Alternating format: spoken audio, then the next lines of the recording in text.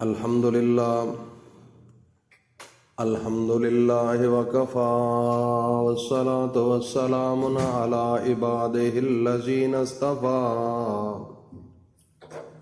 اما بعد فاعوذ باللہ من الشیطان الرجیم بسم اللہ الرحمن الرحیم سلام قولا من رب الرحیم وامتازوا اليوم ایھا المجرمون سبحان ربک رب العزت عما یصفون وسلام علی المرسلین والحمد للہ رب العالمین۔ تمام ناظرین، میری مائیں، بہنیں، بیٹیاں اور میرے بھائی، دوست، احباب جتنے بھی مجھے سن رہے ہیں، سب مل کر ایک دفعہ اپنے پیارے پیغمبر حضرت محمد مصطفیٰ صلی اللہ تعالی علیہ وسلم پر درود پاک پڑھ لیں، کیونکہ یہ عمل ہمیں اللہ نے دیا ہے، اللہ نے بتایا ہے۔ قرآن کے اندر ہے کہ ان اللہ و ملائکتہ یصلون علی النبی یا ایھا الذین آمنوا صلوا علیہ وسلموا تسلیما۔ میرا رب فرماتا ہے کہ میں خود بھی درود پڑھتا ہوں، میرے تمام ملائکہ وہ بھی درود پڑھتے ہیں، اے ایمان والو تم بھی پڑھو۔ یہ ہے میرے اللہ کا حکم۔ یہ ایسے سمجھو کہ جب کوئی بندہ اگر کسی جج کے پاس جاتا ہے تو وہ آرڈر پاس کر دیتا ہے، قانون بنا دیتا ہے، سٹیمپ لگ جاتی ہے، تو پھر وہ قانون لاگو ہو جاتا ہے۔ تو پھر کیا ہوتا ہے؟ پھر یہ ہے کہ پھر اس کو کوئی ٹینشن نہیں ہوتی، پھر وہ ایک پکا کام ہے، اور یہ جب پاس ہو جاتا ہے، لا بن جاتا ہے، تو پھر لائف اس کے مطابق چلتی ہے۔ تو اسی طریقے سے میرے اللہ نے یہ قانون بنا دیا ہے، لا بنا دیا ہے کہ میں خود بھی درود پڑھتا ہوں اور میرے تمام فرشتے بھی پڑھتے ہیں، اے ایمان والو تم بھی پڑھو۔ تو ناظرین، یہ تو پوری کائنات کا اللہ ہے، پوری کائنات کا رب ہے، پوری کائنات کا خالق اور مالک ہے۔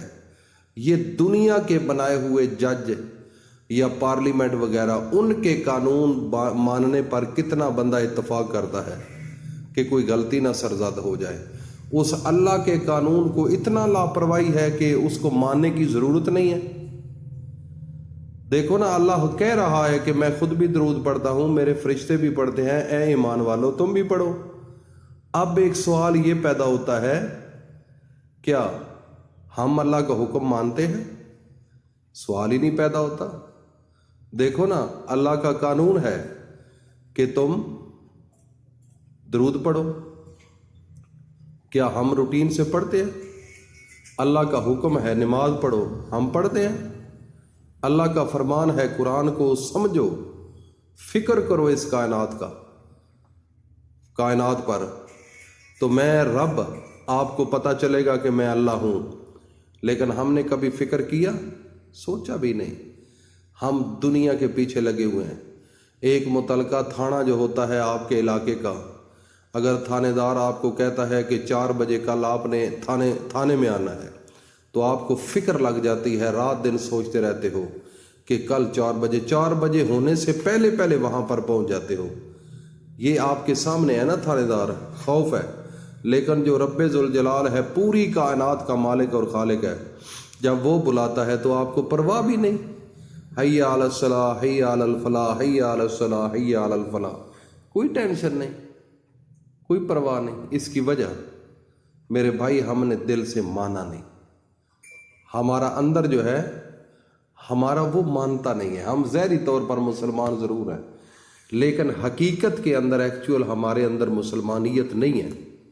اپنے آپ سے پوچھ لو، مجھے چھوڑو۔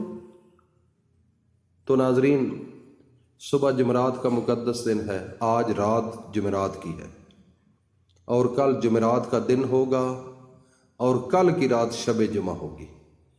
تو میرے بھائی اور دوستوں، میری ماں بہنوں بیٹیوں، آج کا جو وظیفہ ہے پورے قرآن کی سردار سورت یاسین ہے۔ خود میرے نبی نے فرمایا کہ یہ پورے قرآن کا دل ہے سورت یاسین۔ تو جو سورت یاسین اللہ کا دل ہے، اللہ کے قرآن کا دل ہے، تو وہ آپ پھر یہ دیکھیں، اللہ کا قرآن، اس کی جو مقدس ترین اور جو پورے قرآن کا دل ہے وہ سورت یاسین ہے۔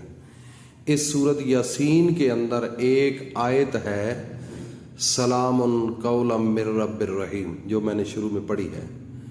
تو میرے بھائی اور دوستوں، میری ماں بہنوں بیٹیوں، چھوٹی سی ایک آیت ہے اور سورت یاسین کی ہے۔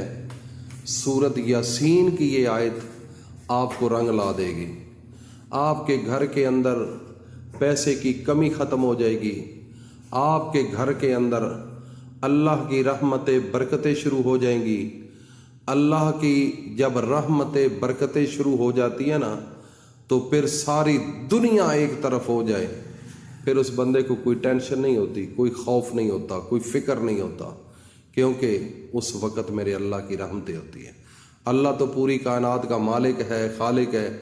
جو رب چاہے نا ہوتا وہی ہے، بندہ جو چاہے وہ اس وقت تک نہیں ہوتا جب تک رب نہ چاہے۔ تو ہمارا یقین اور عقیدہ ہونا چاہیے۔